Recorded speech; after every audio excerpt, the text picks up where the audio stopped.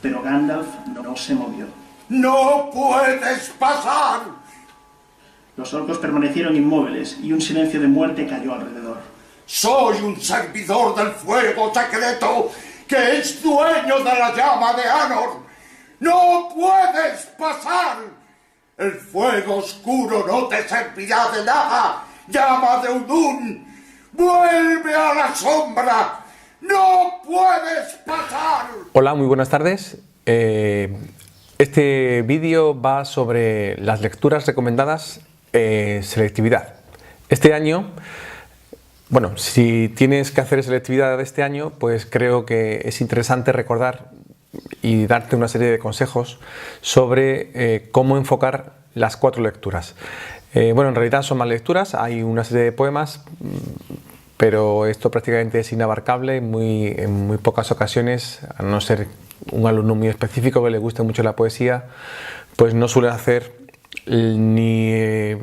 bueno, es Antonio Machado, una antología de Antonio Machado, una antología de Juan Ramón Jiménez y una antología de los andaluces del 27, con lo cual esto es una locura y, repito, inabarcable. Las lecturas recomendadas este año son El árbol de la ciencia de Pío Baroja, Los girasoles ciegos de Alberto Méndez, Crónica de una muerte anunciada de Gabriel García Márquez y este año es nueva y tiene muchos visos de poder caer, Historia de una escalera de Buero Vallejo. Bueno, ¿cuáles son los consejos que quiero darte a propósito de las lecturas? Bueno, pues en realidad quiero recordar un poco las claves, los elementos que se pueden comentar en cualquiera de los fragmentos que te caigan, cuáles son los esquemas típicos a los que te puedes enfrentar cuando te pongan en el fragmento y cuáles son las preguntas de teoría que tiene cada una de estas lecturas. Bueno, pues empezando por lo más fácil, que serían las preguntas de teoría, ten en cuenta que de las 4 lecturas que he comentado, 3 de ellas son novelas. Si son novelas, la pregunta siempre va a ser, por un lado, la del género literario, en este caso el género narrativo, los subgéneros narrativos o el género de la novela, que lo suelen preguntar de estas 3 maneras, o por otro lado la literatura. Por lo tanto, la pregunta que más cae es la que he dicho antes, el género de la novela o los subgéneros narrativos. En el caso de Historia de una escalera sería el subgénero dramático, es decir, el género del teatro.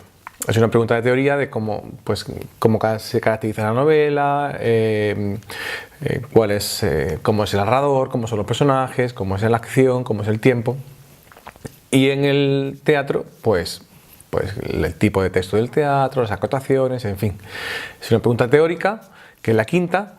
Y si no es la pregunta de género, en el caso de Crónica de una muerte anunciada, pues sería la novela y el cuento hispanoamericanos. En el caso del árbol de la ciencia sería la narrativa antes de la guerra civil. En el caso de los girasoles ciegos sería la narrativa del 70 a nuestros días. Sabes siempre que las preguntas son del siglo XX. Y en el caso de Historia de una escalera, pues sería el teatro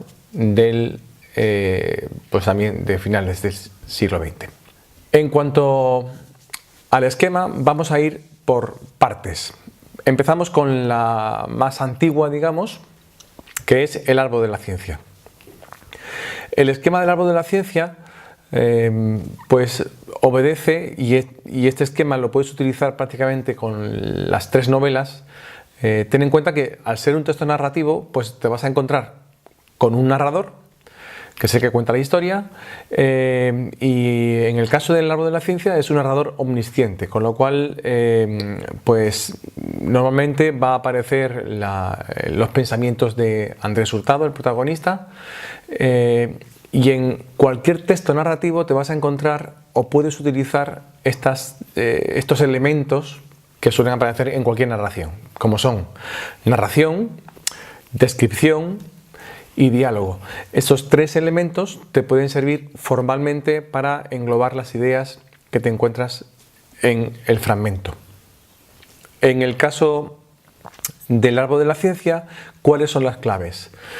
Pues las claves del árbol de la ciencia a mí me gusta mucho centrarme en los títulos, y en el caso del árbol de la ciencia, pues ¿qué significa el árbol de la ciencia? Pues el árbol de la ciencia no es otro árbol que el árbol del paraíso, el árbol de la Biblia, ya sabéis, el manzano que estaba prohibido, del que estaba prohibido comer.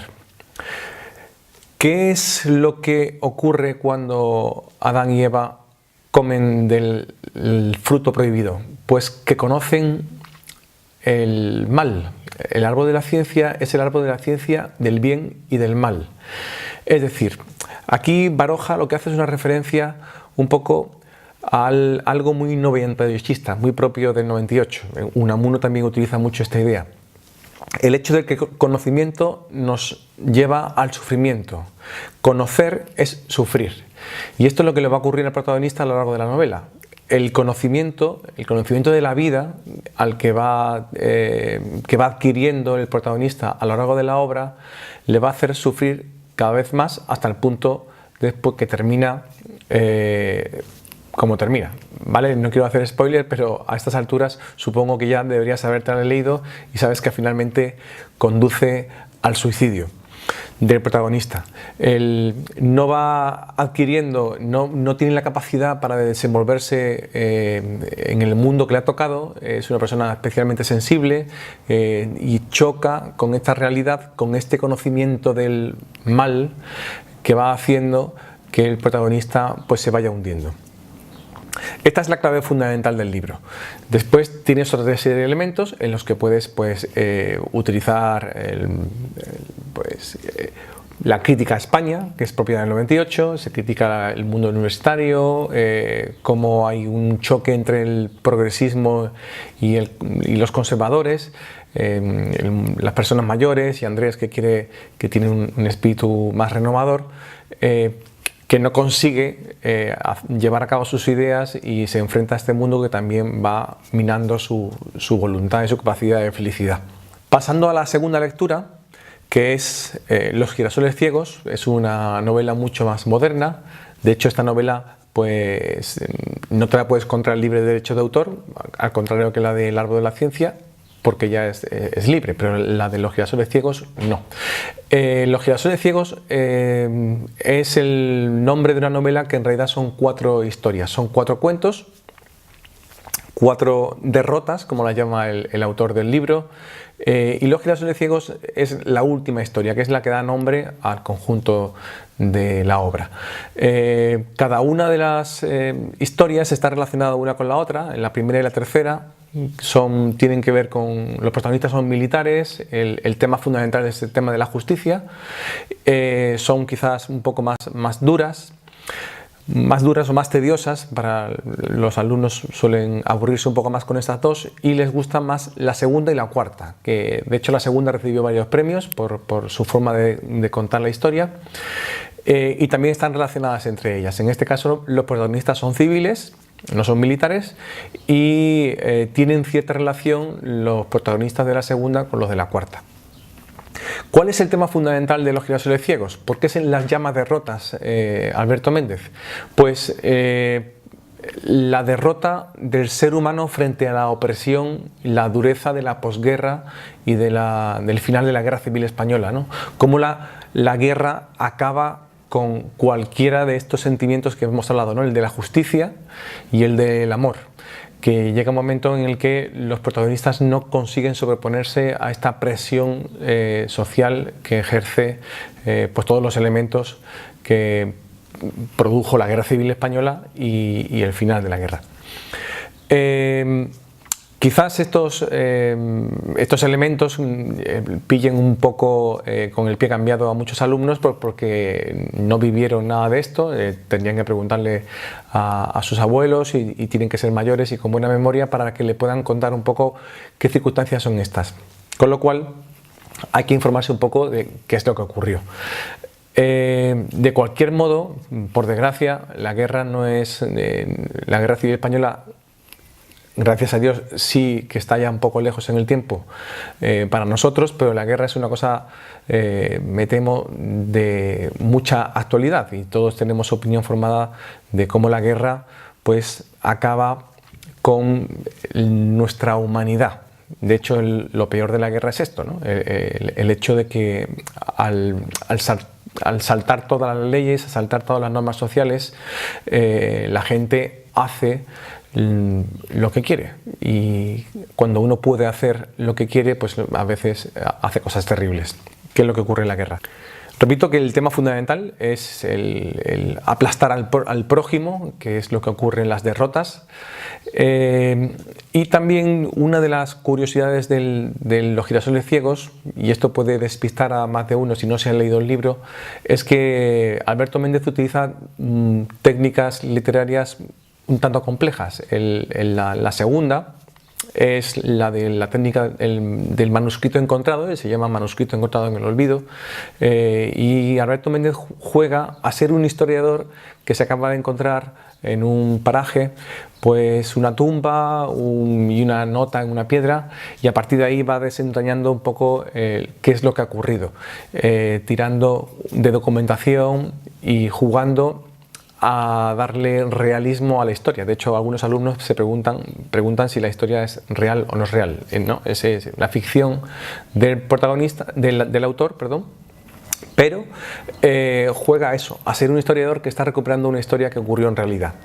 Y en la cuarta historia, que está relacionada con esta, de hecho la hija que muere en la segunda es la hija de la madre de la cuarta historia.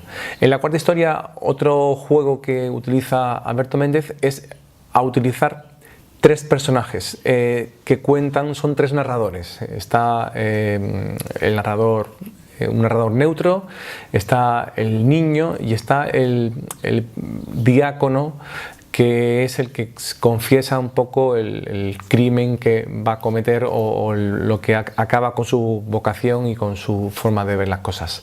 De hecho, se llaman los girasoles ciegos porque, como sabéis, un girasol pues busca el sol y va girando con su movimiento, pero si está ciego, pues evidentemente pierde un poco el norte, es lo que lo guía, que es lo que le ocurre al diácono que intenta violar a la madre en la última historia.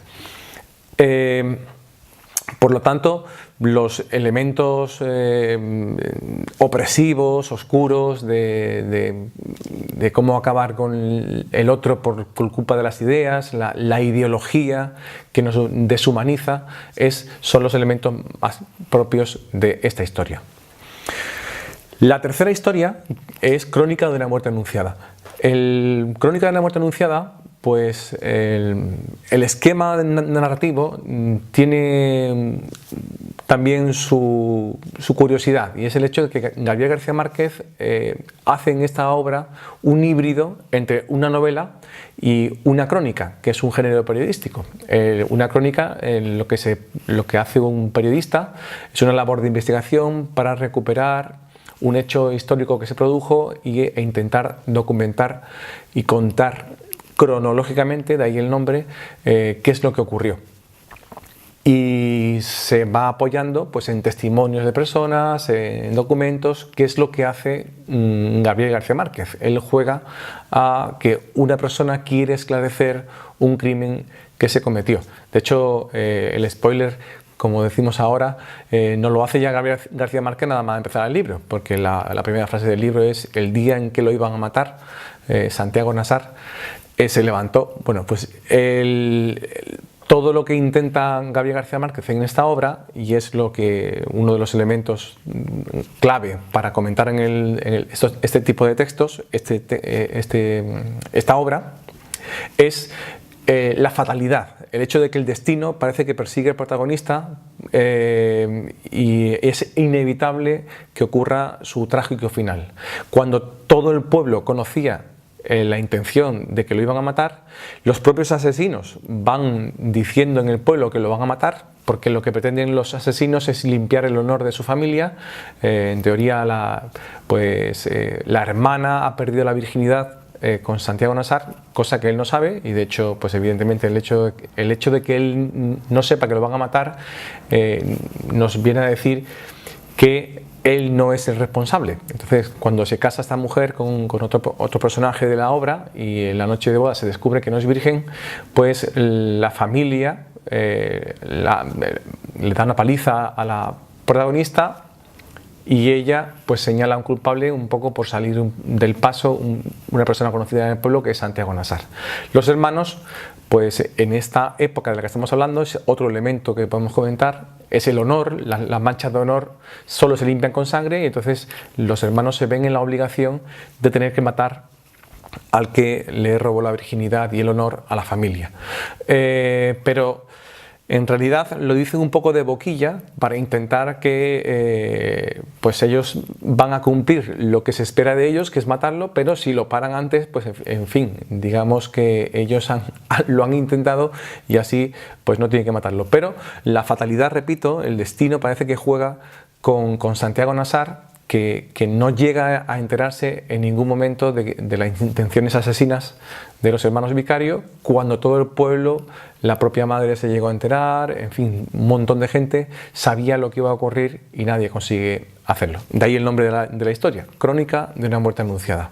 Por lo tanto, la fatalidad, el honor, la división por un poco de, lo podríamos llamar machismo, aunque en aquella época no se veía machista, pero hoy veríamos machista el hecho de que las mujeres no pueden arreglar sus problemas y les corresponde a los hombres arreglarlos, cuando hay una pelea de por medio, sangre de por medio.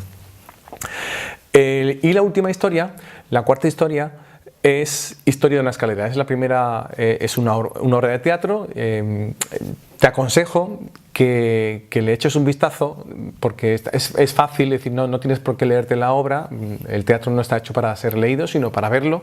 Te puedes buscar cualquier representación, en YouTube hay varias, algunas con mejor calidad, otras con menos calidad. Pero en hora y media has visto la obra. Y como es nueva, tiene posibilidades de caer.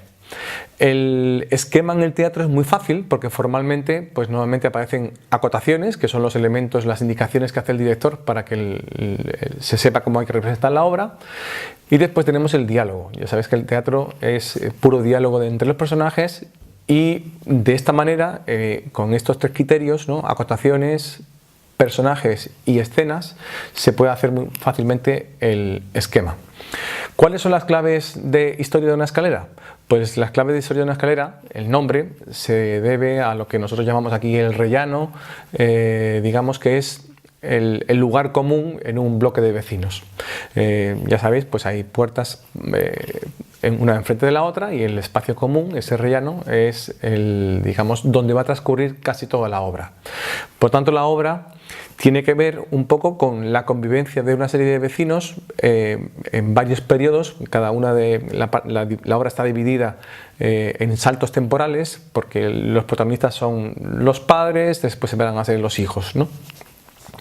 Digamos que la clave fundamental de esta obra no es otra que el hecho de perpetuar los errores de los padres. Digamos que hay unos amores en la obra que, digamos, por un lado está el amor de corazón y después está el amor pragmático, que es otro tema, ¿no? El amor práctico. Me interesa, quiero a esta persona, pero no me conviene, prefiero a esta otra que quizás económicamente me va a convenir más. Que eso es lo que ocurre un poco, es la tragedia que va a arrastrar en el corazón de varios protagonistas y que va a ocurrir de nuevo más tarde, o parece que va a ocurrir de nuevo más tarde con sus hijos.